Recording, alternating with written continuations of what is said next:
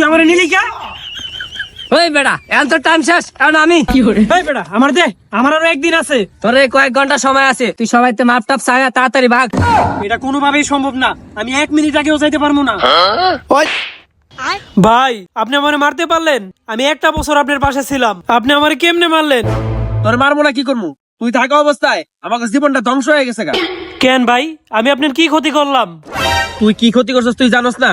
তুই থাকা অবস্থায় 5 আগস্টের পর থেকে আমার জীবনটা ধ্বংস হয়ে গেছে গা।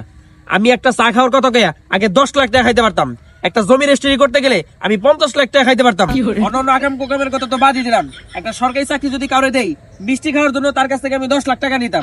আবার যদি কাউরে পাসপোর্ট করে দিতাম, তার কাছ থেকে মিনিমাম 5,000 টাকা খাইতে পারতাম।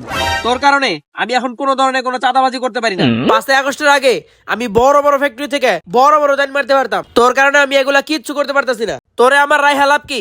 সর তুই। যা বেটা ভাগ আনতে। আয় বাবা, তুই এখন আমার কাছে আয়। Happy new year.